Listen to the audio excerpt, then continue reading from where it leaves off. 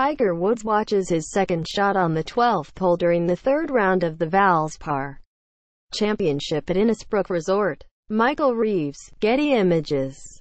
He took his cap off on the 18th green to shake his playing partner's hand. And suddenly the fantasy was over.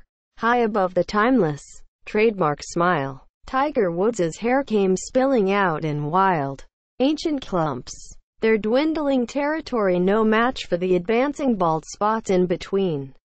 Our eyes could no longer deceive us. This was not 1997 or 2002 or 2008 or even 2013. Time had not stopped, or heaven forbid, gone in reverse. But it was precisely Woods' age, 42 years and 10 weeks, and the impossible amount of time that had passed since he has given us a moment like this call. It 5 years that made Saturday's spectacle in the third round of the Valspar Championship so rich. And that makes Sunday's final round, which Woods will begin one shot off the lead, so enticing and potentially monumental for the sport. On a cool, gray afternoon, on a course, the Copperhead course at Innisbrook Golf Resort, that he hadn't played in 22 years. In a tournament he had never before graced, Woods shot a 4-under par 67 and whipped a teeming, half-delirious, half-incredulous crowd into a frenzy, healthy of body and mind again after a miserable and long road back. He sits at 8 under par, tied with Tour veterans Justin Rose, 66, and Brandt Snedeker, 67, one shot behind Canadian rookie and 36-hole leader Corey Connors, 68. I have a shot to win Sunday, Woods said after a round of 5 birdies and 1 bogey. I'm going to try to beat all these guys. I've been in this position many times. I've won my share of events. I know what it's like. I just need to execute. Woods still commands galleries like no one else on the PGA Tour. Michael Reeves, Getty Images. Take a step back and consider what it is we are witnessing. Because it wasn't so long ago that it would have seemed impossible. Tiger Woods, the greatest golfer of his generation if not all time, a 79-time PGA Tour winner and 14-time major champion, written off countless times as someone who will never again be a competitive force, suddenly sitting one shot off the lead heading into a final round. In the spring of 2018, 26 days before the start of the Masters, I can confirm, Snedeker, Woods' playing partner Saturday, said, he's back. Every living being at Innisbrook on Saturday could be divided into one of two groups. Those who had never witnessed Tiger making a weekend charge, and those who hadn't seen it in a good long while. Those in the first group had long suspected they had come along too late to see it. Those in the second group had made peace with the notion they would never see it again. The very sight of Woods' neon pink shirt, gray pants and cap, white shoes was rare enough anymore to have been considered gawk-worthy on its own. His every move chronicled by hundreds of smartphone cameras. And to have seen him under these circumstances, near the weekend lead, with major season approaching, was something approaching transcendent even for those who saw it from up close. It feels like it's back to 12 or 13, said Joe LaCava, Woods' caddy since 2011. Back to the good old days. For sure, it is difficult to overstate the depths from which Woods has recently climbed.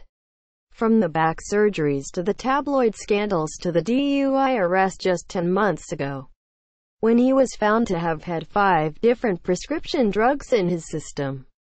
Asked if he missed this feeling during his latest absence from the game, Woods said, "No, I was living minute to minute.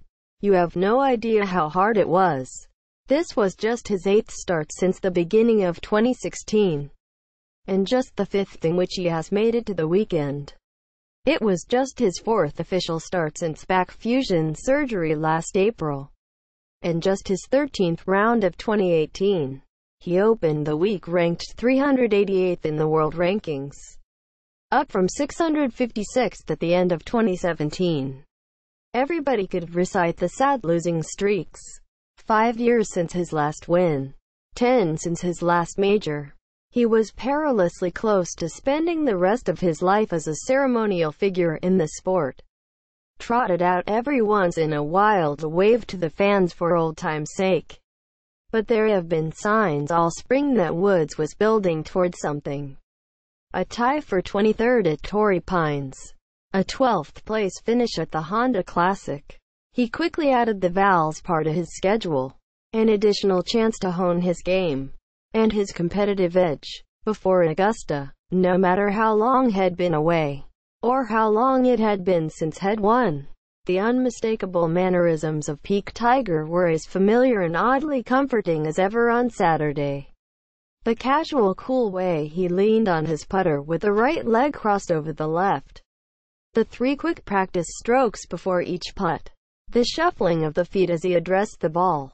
The slow, disgusted chin drop after a bad shot. The trademark club twirl following a good one, after Woods chipped in for birdie from a tough spot behind the 9th green. Snedeker poured in a long putt to match his birdie, and Woods shot his partner a sly, knowing smile as if to say, "Game on." On the next hole, the par 4 10th, Woods rolled in a 22-footer for birdie to briefly seize a share of the lead. The gallery swelled with each hole, and among the constant, predictable chatter and screams came an occasional cry of "I love you, Tiger," from the mouths of women, men and children alike. "It's as loud as I've heard it in a long time," Snedeker said, as the massive entourage of media, volunteers and random hangers-on with the Woods-Snedeker pairing marched past the practice putting green between the 9th green and the 10th tee. A pair of baby-faced 20-something golfers looked at each other, shaking their heads, unsure if they should be annoyed or awed. It was a reminder that an entire generation of golfers, from Jordan Spieth to John Ram to Justin Thomas, and to the great, this week, Corey Connors himself, has come of age not knowing what it feels like to be sucked into the black hole of a Tiger Woods weekend charge, when the rest of the sport's collective gravity is no match for his. "Close to a third of these guys," Woods said, "I don't even know anymore. Over 54 remarkable holes here, with expectations starting low and swelling higher. Woods has proved he can still play. On Sunday, in his blood-red shirt, and with the world watching, we will find out if he can still win."